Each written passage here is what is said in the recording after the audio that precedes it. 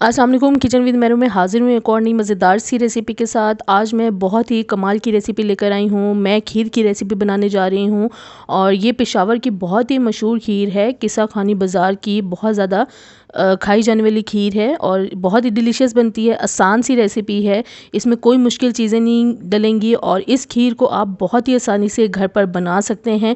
आइए इस मज़ेदार सी पेशावर किस्सा खानी बाज़ार की मशहूर खीर को बनाने के लिए देखते हैं हमें किन किन चीज़ों की ज़रूरत है।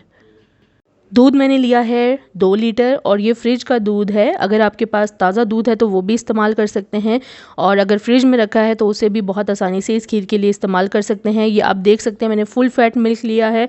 इसमें से मैंने बलाई को हटाया नहीं है, आपने बलाई को बीच में ही रहने देना है अच्छी खीर के टेस्ट के लिए। इसके अलावा हमें चावल चाहिए होंगे हाफ़ कप और इनको मैंने बहुत अच्छी तरह से भिगो दिया है। तकरीबन 40 से 45 मिनट के लिए हमें इसे भिगो देना है ताकि अच्छे से ये नरम हो जाए। शुगर इसमें आप हाफ़ कप ले लें, 3/4 कप ले लें या 1 कप ले लें। अपने हिसाब से आप इस खीर में मीठा रख सकते हैं। मैंने हाफ़ कप से थोड़ा सा ज़्यादा लिया है। इसके अलावा इसमें जाएंगे रस, ये नॉर्मल रस जो चाय के साथ खाए जाते हैं वो मैंने लिए हैं 4 से 5 अदद बड़े साइज़ के। अगर छोटे हैं तो आप 6 से 7 अदद ले लें। इसके अलावा इसके बीच में इलायची पाउडर जाएगा 1 टीस्पून और पिसी हुई इलायची ले लें या साबुत इलायची भी आप 4 से 5 अदद डाल सकते हैं और हस्बे ज़रूरत ही मैंने बादाम और पिस्ता लिया है। इनको मैं मोटा मोटा कूट के खीर के अंदर ऐड करूँगी और डेकोरेशन के लिए एंड में अलग इस्तेमाल करूँगी। ये मेरे पास 1 गिलास दूध अलग से लिया है और 2 लीटर मैंने अलग लिया है, 1 गिलास अलग लिया है।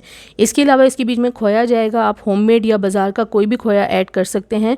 ये होममेड खोया है। इस रेसिपी को बनाने से पहले मैंने ये फ्रेश खोया तैयार किया है। इसका लिंक ऊपर आई बटन को क्लिक करके आप देख सकते हैं। बहुत आसानी से आप खोया भी घर पर तैयार कर सकते हैं। अब मैं रेसिपी स्टार्ट करूंगी। सबसे पहले पैन को चूल्हे पे चढ़ा दूंगी, इसमें डाल दूंगी दूध। आप देख सकते हैं बिल्कुल बलाई से भरपूर दूध लिया है और दूध को पकने दूंगी। तब तक मैं चावलों को पीस लूँगी। हमें चावलों को बिल्कुल फाइन पेस्ट नहीं बनाना, थोड़ा हम इन्हें दरदरा रखेंगे। आप चाहे हाथ की मदद से कूट लें या ग्राइंडर में पीस लें। ये देखिए इनको थोड़ा सा मैंने दरदरा रखा है, बिल्कुल भी इनको बारीक नहीं पीसना, यानी पेस्ट नहीं इसका बनाना, वो फिर खीर अच्छी नहीं लगती। हल्का सा दरदरा रखेंगे तो खीर में बहुत ही अच्छा टेक्स्चर आएगा। दूध को अब मैं चेक कर लूँगी। दूध को हमें उबाल आने देना है, बीच में थोड़ी देर बाद चम्मच चलाते रहें और साथ ही मैंने पिसी हुई इलायची डाल दी है। अच्छी तरह से मिक्स कर लूँगी। जब तक दूध को उबाल आता है तब तक मैं रस का एक मिक्सचर तैयार कर लूँगी। रस का मिक्सचर तैयार करने के लिए रस को मैं डाल दूँगी ब्लेंडर जार में और साथ ही इसके बीच में 1 गिलास दूध जो मैंने अलग से लिया था वो डाल दूँगी और अब मैं अच्छी तरह से इसको पीस लूँगी। दूध डाल के हमें रस को अच्छी तरह से ब्लेंड कर लेना है। ये देखिए मिक्सचर तैयार हो गया है। इसको मैं अलग बाउल में निकाल लूँगी।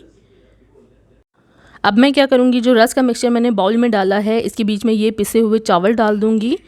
वैसे तो रस के साथ भी आप चावलों को अच्छे से ग्राइंड कर सकते हैं, लेकिन बहुत ज़्यादा चावलों का पेस्ट नहीं बनाना है, इसलिए मैंने इनको अलग से दरदरा पीस लिया है और फिर रस वाले मिक्सचर में ऐड कर दिया है। दूध को अच्छे से उबाल आ गया है और जब दूध को अच्छे से उबाल आ जाए तो इसके बीच में ये तमाम मिक्सचर डाल देना है, रस और चावलों वाला। डालने के बाद अच्छी तरह से हमें इसे चम्मच चलाते हुए पका लेना है। अब इस खीर को तकरीबन मैं 15 से 20 मिनट तक मीडियम से कम फ्लेम पे पकाती रहूँगी और साथ साथ बीच में हमें चम्मच चलाते रहना है क्योंकि खीर बहुत ज़्यादा जल्दी नीचे लग जाती है।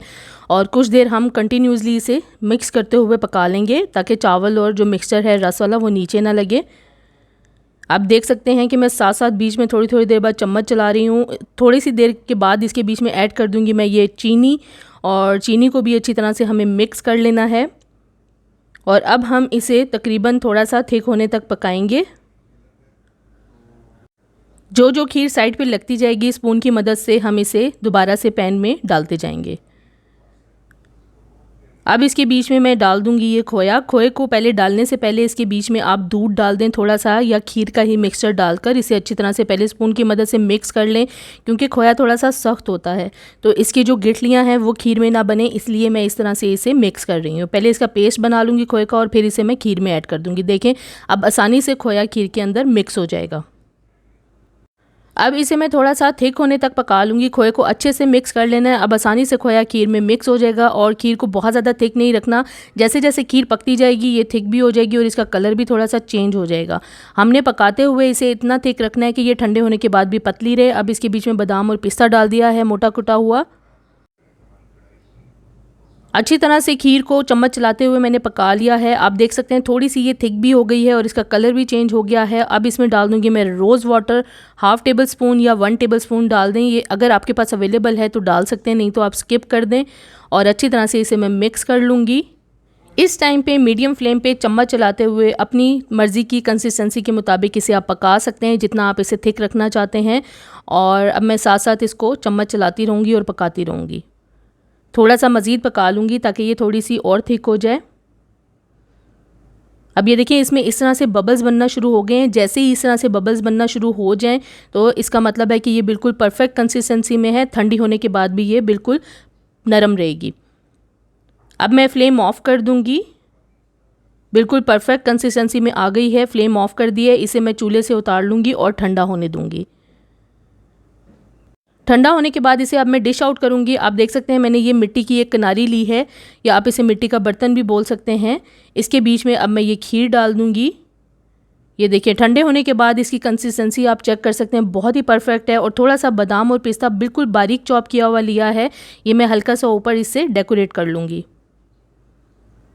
बहुत ही ज़बरदस्त ये पेशावर खिस्सा खानी बाज़ार की मशहूर खीर है, वहाँ पे बहुत ज़्यादा खाई जाती है ये।